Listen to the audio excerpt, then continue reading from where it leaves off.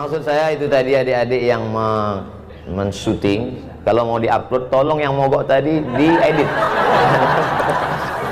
Soalnya nanti Vespa yang mogok yang dibully Pak Anies juga. Pokoknya apapun yang terjadi di Jakarta ini semua salah Pak Anies. Padahal Vespanya mogok. Setelah sampai tadi saya tanya, itu Vespanya kok mogok, Ustadz Somad? Itu businya busi untuk sepeda motor balap. Dia nggak bisa pelan. Yang naik Ustadz itu kan pelan. Astagfirullah Rabbal baraya. Tapi Masya Allah tabarakallah, luar biasa kesan. Sudah lama saya tidak naik Vespa, ini udah puluhan tahun. Ternyata kalau kita ikut anak muda itu luar biasa. Kita pun ikut muda. Saya sekarang ini rasa-rasa umur 24 aja sekarang. Masya Allah tabarakallah. Ternyata saya datang tidak diminta untuk peletakan batu pertama, tapi menyaksikan tanda tangan prasasti peresmian Masjid Cut Nyak-Din yang akan ditandatangani oleh Gubernur DKI Jakarta. Saya nggak apa-apa takbir karena udah siap. Saya berdiri di samping. Tadi fotonya udah diupload. Alhamdulillah. Pak Gubernur, Pak Komjen Pol, saya di samping. Yang lain-lain saya udah nggak lihat lagi. Kenapa masjid ini begitu hebat? Padahal kalau dilihat bangunannya biasa aja. Sempit, panasnya luar biasa. Tapi kenapa orang-orang hebat ini bisa datang kemari? Apa ceritanya? Saya di mana-mana ceramah itu tidak. Saya selalu apa yang ada di mulut saya sih. Saya penceramah yang tidak pandai sindir menyindir itu tidak. Bukan maksud saya AC ada semua. Ada lengkap. Coba lihat 16 derajat Celcius. Cuman memang ini masjid sudah, kalau bahasa Melayunya, over capacity. Ini kita ini kalau menurut WHO, World Health Organization, ini sudah di luar ambang batas kewajaran ini. Ini kita sedang berebut-rebut oksigen ini sekarang. Ternyata masjid ini dari namanya luar biasa. Bapak Ibu, saya di rumah ada menyimpan 10 pucuk rencong. Mulai dari besi kuningan sampai yang besi berkarat, sampai besi putih, sampai dari batu giok Aceh, yang terakhir dapat saya rencong dari emas. Setiap saya pakai itu selalu saya pegang, takut jatuh. Ada di rumah. Saya bangga punya rencong, saya pajang di lemari. Terakhir saya dapat berita, ternyata apa kata orang Aceh, rencong itu senjata perempuan.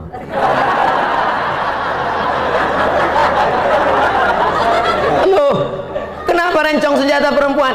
Karena itu membunuh dari jarak dekat. Perempuan Aceh memegang rencong. Ketika dia lihat ada yang membahayakan kehormatannya, harga dirinya, maka dia akan tusuk dari jarak dekat, mati dalam genggaman tangannya. Siapa dia? Cut Nyak-Din. Jadi masjid ini bukan sembarang nama. Jangan nanti ditanya orang, kamu sholat dari mana? Masjid. Masjid apa? Cut Nyak-Din. Apa filosofinya? Entah. Cut Nyak-Din adalah manusia perempuan luar biasa. Diasingkan dalam keadaan kena sakit malaria, dibuang dari kampung halamannya. Bagi dia lebih baik putih tulang daripada putih mata melihat tanah kelahirannya diambil oleh Belanda. Alhamdulillah Belanda sudah pulang semua karena teriakan bangsa Indonesia, takbir! Lari Belanda, tinggal terong Belanda lagi. Saya pergi ceramah ke Maulabo. Di antara tokoh di Maulabo masih Aceh juga, namanya Teku Umar. Kalau Tengku itu ulama, kalau Teku itu bangsawan, bangsa yang hidup di awan. Teku Umar bangsawan. Ketika saya meminum kopi di warung di depan Masjid Islamic Center, tertulis di situ gambar Teku Umar besar. Andai aku mati, maka aku mati syahid. Andai aku hidup besok pagi, aku masih bisa minum kopi. Ternyata mereka menghadapi hidup itu simpel, tidak ribet, tidak jelimet. Hidup itu biasa aja, guys. Jangan terlalu hidup ini dibuat payah. Andai aku mati malam ini, mati syahid. andai hidup besok pagi masih bisa minum kopi. Minum kopi. Hidup sudah pahit, jangan minum kopi pahit. Tapi jangan ditulis di baju kaos. Ini banyak anak muda dapat ide langsung tulis, hidup sudah pahit, jangan minum kopi pahit. Dipakai sholat berjamaah. Bahaya, teman di belakang yang senyum. Makanya kalau ke masjid jangan pakai baju yang bertulis-tulisan. Polos aja seperti baju saya, baju Pak Anies. Kami tidak pernah bersepakat untuk satu warna. Beliau pakai baju biru, saya pakai sal biru. Memang ternyata orang kalau sehati itu memang. Saudara yang dimuliakan Allah Subhanahu wa taala, apa kelebihan masjid ini? Namanya punya kelebihan, perjuangannya. Maka setiap orang yang sholat di sini mengambil prinsip perjuangan itu. Sedang perempuan saja tidak mau menyerah kepada Belanda, apalagi laki-laki. Kamu laki-laki apa perempuan? Gitu kalau jawab. Sekarang banyak juga laki-laki ini ketika ditanya, kalau laki-laki apa perempuan? Eka sebenarnya perempuan, terjebak di tubuh laki-laki. Kalau ada yang model-model begini, serahkan ke Pak Komjen Pol, serahkan ke Pak Polisi supaya dilatih dia gerak jalan. Memang awal-awalnya dia dilatih, dia karate biar bangkit semangat jantannya. Suruh dia lari, mungkin larinya, tapi kalau udah diikatkan di situ daging, suruh kejar anjing herder, insya Allah hilang bencongnya. Saudara yang dimuliakan Allah Subhanahu wa taala, kenapa dengan Masjid Chunyadin? Ternyata masjid ini kecil tapi perjuangannya luar biasa. Disebutkan oleh Pak Gubernur tadi, kanan jalan, kiri jalan, depan jalan, belakang jalan. Tapi akal tak pernah putus untuk berpikir bagaimana membangun rumah Allah. Tidak bisa ke samping, harus ke atas. Makanya pertumbuhan itu ke atas, bukan ke samping. Ke atas. Tidak pernah putus asa. Ibu-ibu tadi semua di bawah. Mohon maaf Bapak Gubernur, Bapak Komjen Pol, ketika saya naik tadi agak terlambat di atas. Pak Gubernur minta saya duluan. Saya bilang Pak Gubernur duluan. Pak Komjen Pol, saya ini jelaskan supaya jangan sampai nanti ditulis Pak Gubernur mendahului Ustadz, kena lagi. Pak Gubernur tadi mau saya duluan, saya bilang Bapak duluan. Kemudian Pak Komjen Pol, saya bilang Pak Safrudin duluan. Kenapa Ustadz belakangan? Saya masih mau menase kepada ibu-ibu, ibu-ibu semua. Mereka di bawah menyaksikan kita dengan layar. Pak pengurus masjid, di bawah ada layar, mereka bisa lihat kita. Alhamdulillah. Ibu-ibu yang di bawah jangan berkecil hati, karena saya ini lebih bagus di layar daripada aslinya. Al-Mukarram, Ustadz, guru-guru kita tak dapat disebut satu persatu, tapi insya Allah semuanya masuk ke dalam surga Allah. Apa kehebatan masjid ini? Ternyata setiap hari Jumat ada program makan gratis. Mudah-mudahan setelah diumumkan ini Jumat nanti semakin banyak yang nyumbang, bukan semakin banyak yang datang bawa perut kosong. Saya dulu pernah 2 semester di UKM, University Kebangsaan Malaysia Selangor, tidak selesai karena saya dapat beasiswa ke Maroko. Lalu saya tinggalkan 2 semester di UKM. Kemarin saya pergi ke UKM, Ustaz Somad berapa lama di UKM? Saya bilang 2 semester. Ustaz kami angkat jadi alumni. Loh, saya nggak tamat, saya bilang. Peraturan baru 4 hari saja belajar sudah yang alumni. Jadi saya sekarang dianggap sebagai alumni UKM Selangor, University Kebangsaan Malaysia. Banyak yang membahagiakan saya. Apa yang mau saya ceritakan tadi? Di masjid UKM itu setiap hari Jumat, dulu waktu kami kuliah, saya paling cepat datang ke masjid. Kenapa? Karena kalau kita datang zuhur jam 12.30 baru azan, jam 12 itu ada semangka, ada pisang. Jadi ternyata memotivasi mahasiswa yang memang sulit uang belanja waktu itu. Awal-awalnya itu pemanis, tapi kata pepatah orang Melayu, Allah bisa karena biasa. Pancingan anak-anak muda, mungkin awalnya dia niatnya tidak untuk sholat Jumat. Kau datang kemari kenapa? Lapar mau makan siang. Itulah makna dakwah. Coba lihat bahasa Arab. Da'a ya'du'u da'watan. Dakwah artinya ad-da'watu ila ta'am, ngajak makan. Asal muasal kata dakwah itu ngajak makan. Makanya dulu para habaib di Jakarta ini, Al-Haddad, As-Sagab, bin Syihab, Barakbah, mereka itu kenapa majelis maulidnya ramai? Karena ada Makan, motong kambing sampai 10-20 ekor. Itu awalnya dulu. Kiai-kiai di Jawa itu tanam padi luas, maka kalau santri-santri datang dikasih makan. Ini belum jelas nih, habisnya ada makan apa enggak?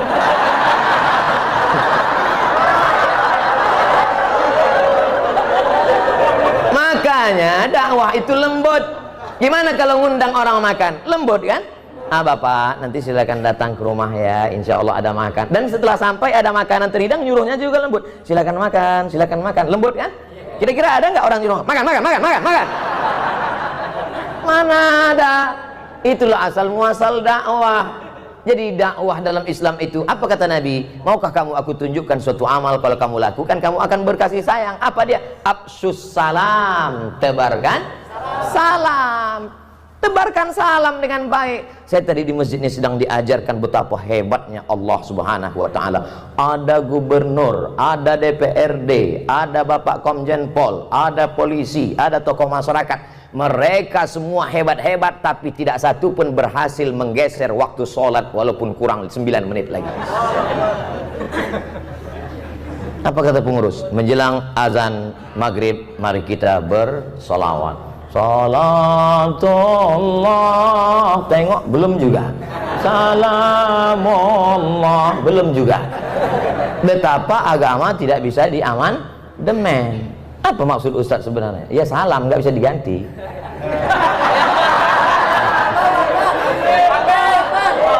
Kadang orang sulit nangkap isi ceramah saya. Memang gitu kalau orang cerdas ngomong, payah ngomong. Saudara yang dimuliakan Allah Subhanahu wa taala, maka yang bisa kita robah itu bukan waktu sholat, bukan sesuatu yang sudah baku, tapi yang kita robah adalah yang berada bunga-bunganya, hiasan-hiasannya. Yang sebelumnya di masjid cuman ada datang sholat, datang ada makanan. Tirulah Masjid Cut Nyadin. Hai saudaraku pengurus-pengurus masjid dimanapun berada, jangan bangga dengan uang kas masjid begitu banyak. Sebelum khatib naik mimbar, mari kita dengarkan dulu pengumuman dari ketua masjid. Alhamdulillah, masjid kita saat ini ada uang kas 200 juta. Bangga. Uang siapa? Bukan itu kebanggaan masjid. Perhatikan karpetnya, perhatikan tangganya, perhatikan suara. Saya semangat ceramah ini, kenapa? Suara mikrofon menggelegar. Kadang kita mau ceramah ini baru awal ini udah putus-putus. Asal mari nur. Tapi alhamdulillah tabarakallah, bangga. Jadi uang masjid itu manfaatkan untuk kepentingan umat. Tiru masjid ini. Ustaz Somad, ini masjid ini setiap hari Jumat ada makannya. Dari mana Pak? Tidak tahu dari mana. Hamba Allah ada saja datang. Masya Allah tabarakallah. Buat pengumuman. Rumah makan yang berada di sekitar masjid, silakan setiap rumah makan kirim 10 bungkus. Awas kalau nggak ngirim. Ngajak, bukan ngejek, merangkul, bukan memukul. Wahai yang punya rumah makan, kalau kamu mau laris, mau dagangannya berkah, kirimkan. Kalau enggak, lihatlah nanti. Ada program yang luar biasa. Kadang saya melihat masjid yang megah, yang cantik, yang indah tuh kadang hati-hati juga. Di beberapa masjid saya pernah ceramah, masuk saya, karpetnya bagus sekali. Begitu saya injak, kaki saya tenggelam. Bagus sekali.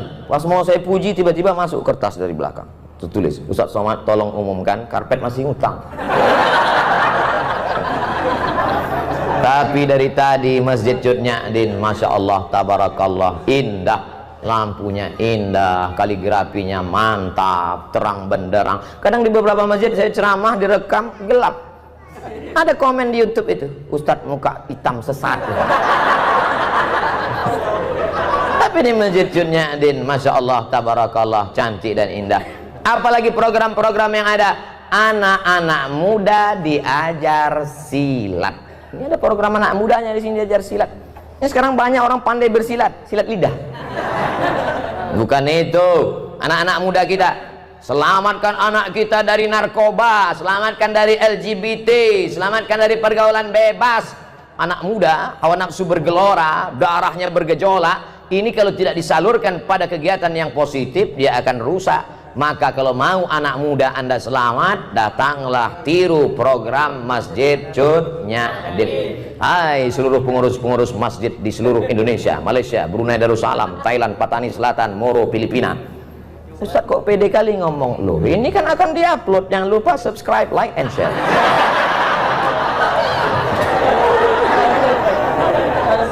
Mereka yang bingung gimana masjidnya. Mohon maaf, kita kadang berkecil hati di sebagian masjid itu. Maaf beribu maaf, ini tidak ada terjadi di Jakarta. Adapun Jakarta, Pak Wakil Ketua DMI tadi sudah ngasih tahu, masjid di Jakarta sholat subuhnya sudah seperti sholat Jumat. Kalau sudah sholat subuh seperti sholat Jumat, tak lama lagi Palestina akan merdeka. Dulu Palestina dibebaskan oleh Umar bin Khattab, Arab Quraisy. Dulu Palestina sudah dibebaskan oleh Salahuddin Al-Ayyubi, Sultan Saladin, Kurdistan, dari Kurdi. Dulu Palestina sudah dibebaskan, Konstantinopel dibebaskan oleh dia, Muhammad Al-Fatih, Turki. 3 bangsa besar sudah dapat jatah. Arab Quraisy sudah, Kurdi sudah, Turki sudah. Siapa yang belum? Orang Jakarta yang akan membebaskan Palestina, pemuda-pemuda yang istiqomah, bikers subuhan. Tulis berikut ini pemasangan jaket kepada Ustadz Abdul Somad dari bikers subuhan. Pakai begitu, habis pakai foto-foto, selesai itu saya pun naik lah jam 5 subuh ke masjid. Habis itu masuk angin. Selesai dari masjid langsung ketuanya datang. Mohon maaf Pak Ustadz, iya itu tolong jaketnya dibuka lagi. Pokoknya untuk foto aja. Enggak apa-apa, tapi kita tetap bangga. Kenapa? Yang ke masjid adalah anak-anakmu. Oh, enggak, itu di Jakarta, di tempat lain menyedihkan. Yang ke masjid ini yang udah ya diintai-intai malaikat maut. Ingat mati. Masjid kita Masya Allah tabarakallah tuh anak-anak muda berdiri. Anak muda. Gimana anak muda ini bisa berdiri? Nggak dapat tempat. Masjid aja nggak bisa masuk, apalagi di sorga.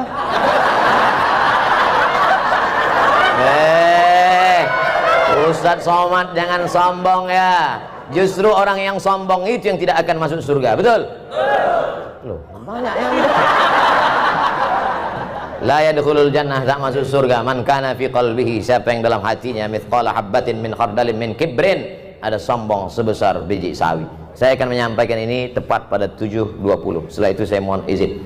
Loh, Ustadz yang ngajak orang sholat berjamaah, apa nggak sholat isya? Saya sudah jamak takdim. Ini perlu saya jelaskan, jangan nanti jadi fitnah. Ustadz Somad diajak oleh gubernur nggak sholat isya berjamaah. Pak Gubernur lagi yang kena.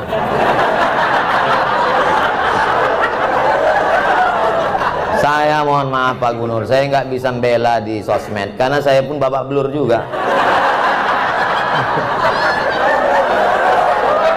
Tapi insya Allah kalau kita tidak ada dendam, tidak ada marah, semuanya enjoy, semua kritikan itu kita anggap sebagai cara orang untuk menunjukkan bahwa kita rendah di hadapan Allah Subhanahu wa Ta'ala. Saya kemana-mana kalau di Jakarta salaman, cium tangan. Orang Jakarta kalau di Sumatera cium sekali. Jakarta kalau di Riau, di tempat saya di Medan cium sekali. Jakarta cium auto reverse, tuk tuk tuk tuk. Baju dicari, luar biasa sambutan orang Jakarta. Disambut, diberi kursi, ceramah, letak tinggi. Di sini aja saya ceramah berdiri.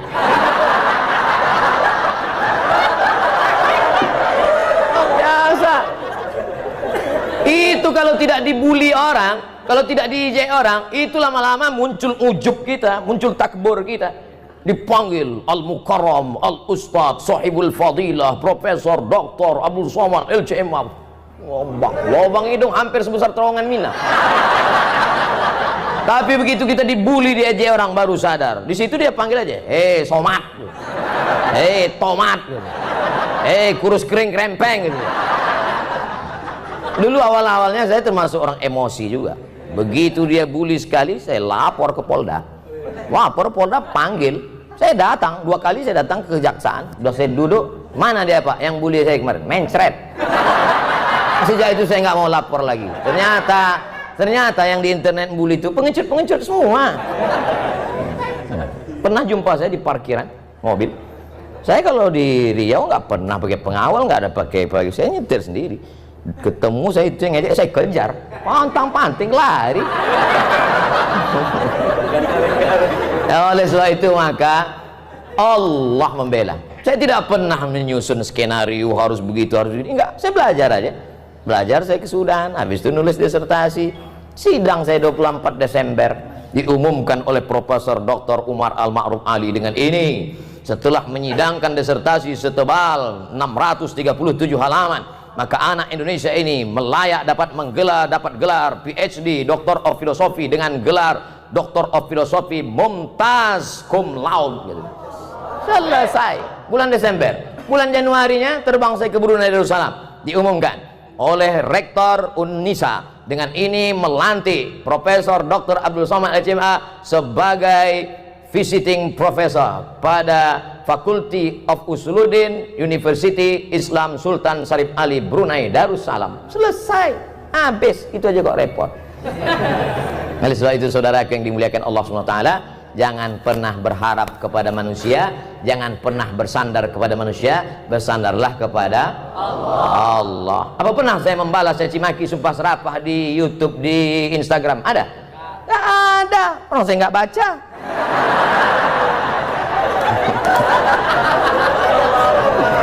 Saudara yang dimuliakan Allah SWT, apa gunanya ucapan kita iyyaka na'budu wa iyyaka nasta'in?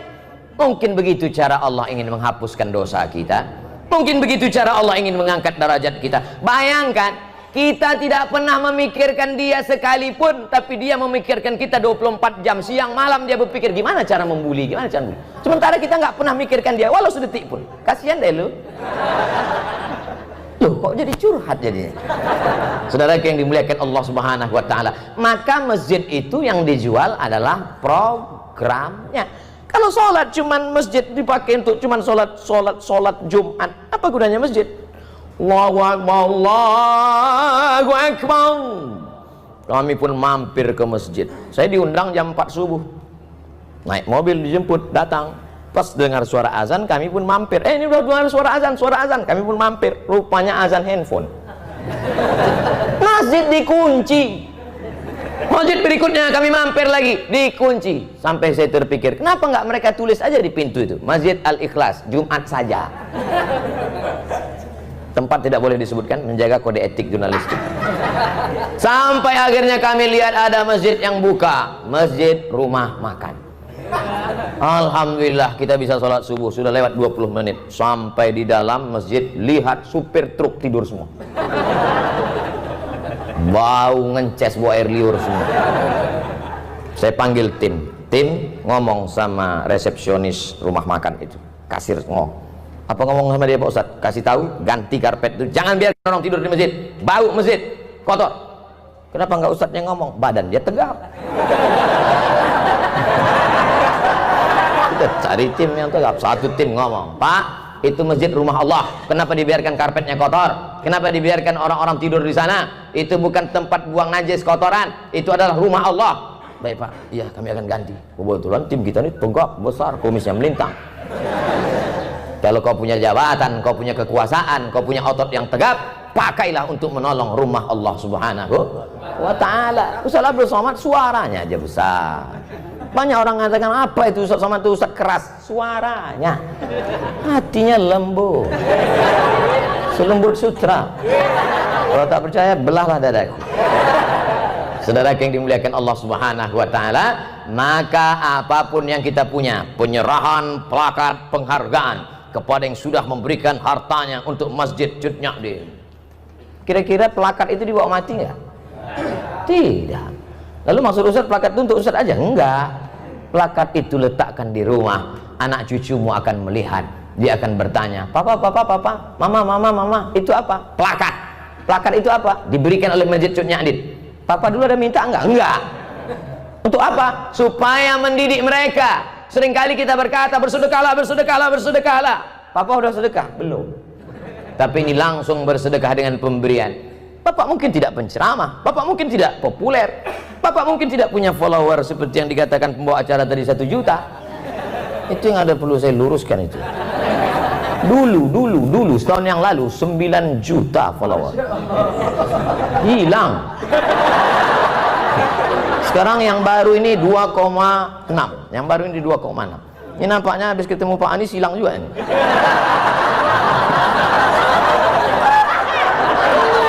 Lagi yang dimuliakan Allah SWT. Makanya harus follow. Udah follow atau belum? Artinya apa? Bahwa pendidikan itu bukan hanya ucapan kata-kata yang diuntai begitu indah, tapi langsung action. Jangan sampai NATO, no action, talking only. Sesuatu ada actionnya. Alhamdulillah, masjid cantik, kaligrafinya, masya Allah, tabarakallah. Setiap orang masuk kemari pasti semuanya berdecak kagum melihat lampunya, macam lihat kucing. Wabtaghi fima atakallahu daral akhirah. Carilah persiapanmu untuk akhirat. Salat tahajud semalam suntuk, silakan. Mau berinfak, berzakat, bersedekah, habis harta, silakan. Wala tansa nasibaka minad dunya. Jangan lupa hidupmu di dunia. Saya tidak mau setelah peresmian masjid ini semuanya di masjid. Sedikit. Bapak nggak cari nafkah akhirat. Istrinya ngutang di warung. Wabtaghi fima atakallahu darul akhirah. Cari persiapan untuk negeri akhirat. Silakan tahajud sepanjang malam. Wala tansa nasibaka minat dunia. Ini untuk membantu bapak-bapak. Mana tahu nanti anaknya nanya, Bapak, ini apa bacaannya? Kemarin udah dibacakan sama. Ntar kita cari videonya.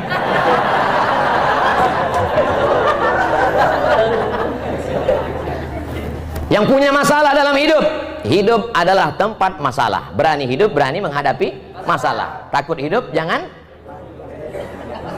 Wa may yattaqillaha yaj'al lahu makhraja. Siapa yang bertakwa kepada Allah, maka Allah akan berikan dia makhraja, solusi terhadap masalah yang dia hidup. Apapun masalah hidupmu, kuncinya satu, takut kepada Allah. Ini sekarang orang takutnya bukan sama Allah. Ayyalas salah. Iya Pak. Kalau atasannya yang manggil, ya Pak, sebentar Pak. Oke Pak, iya Pak. Datang jam 7 ya, 6.30 sudah duduk. Tapi kalau panggilan Allah, hayyalas salat, tetap. Ente nggak ke masjid? Waktu panjang, brother. Padahal panggilan inilah yang akan menyelamatkan engkau dari azab kubur. Betul? Panggilan inilah yang melapangkan alam barzahmu. Maka sebelum salam kau katakan, Allahumma inni a'udzubika min azabi jahannam, wa min azabil qabri, wa min fitnatil mahya wal mamat, wa min syarri fitnatil masihid Dajjal. Itu yang menyelamatkan engkau di hadapan Allah. Inna awwala ma yuhasabu bihil 'abdu yaumal qiyamah. Yang pertama kali dihisab, dihitung, dikira pada hari kiamat nanti, salatuhu. Malaikat tidak akan tanya, dulu kau sempat jadi kepala dinas, kepala badan, kepala kantor. Malaikat tidak akan tanya, kau dulu PNS apa non PNS, apa honorer yang nggak diangkat-angkat. Yang akan ditanya adalah salat. Al-akhillah. Semua orang yang berteman, berkawan, bersahabat di dunia, ba'dhum li ba'dhin adu. Mereka akan menjadi musuh di akhirat. Gara-gara kamu nggak sholat. Gara-gara kamu aku nggak sholat. Kenapa? Gara-gara kamu aku pakai narkoba. Kamu salah juga. Kenapa mau aku ajak? Gratis sih. Tapi orang bertakwa illal muttaqun. Orang bertakwa akan saling memuji, puji, memuji. Gara-gara bapak saya tahu masjid itu cantik dan indah. Gara-gara Pak Umar saya datang ke masjid Curnyaandin. Kalau tidak maka mungkin sampai mati saya tak akan mampir ke masjid ini.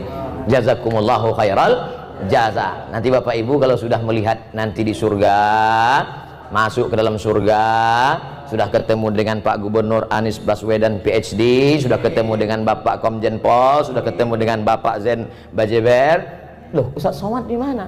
Jangan heran, saya bukan terlambat, tapi saya sudah duduk di VVIP. Nampaknya ada yang nggak ikhlas. Yang nyuruh doa gitu Nabi. Apa kata Nabi? Idza sa'altumullaha fas'aluhul firdaus. Kalau minta surga, mintalah surga Jannatul Firdaus. Tapi nggak semua orang pede minta Jannatul Firdaus. Ada juga orang ketika minta Ilahi lastulil firdausi ahla. Dia tidak minta Jannatul Firdaus, malah dia ngomong, aku nggak layak masuk Jannatul Firdaus ya Allah. Ilahi, ya Allah, lastu, aku tak layak lil firdaus, bagi surga Jannatul Firdaus ahla, aku tak layak masuk surga. Jadi kau nggak mau masuk surga, kalau gitu masuk neraka ya. Wala aqwa ala naril jahimi. Kalau gitu kau masuk neraka. Aku pun nggak kuat masuk neraka. Jadi gimana? Kau masuk surga katanya nggak layak. Kau masuk neraka katanya nggak kuat. Jadi gimana malaikat? Udahlah masukkan aja di kaki-kaki limanya, nggak apa. Nah, itulah yang dari sekarang udah kelihatan yang di emperan-emperan masjid. Itu insya Allah masuk juga. Jangan sangka diri kau hina, tapi husnuzonlah kepada Allah. Apa kata Allah dalam hadis qudsi? Ana inda husni zanni abdi bi. Aku menurut prasangka hambaku kepadaku. Maka bersangka baik kepada Allah. Tapi sangka baik ini setelah ibadah.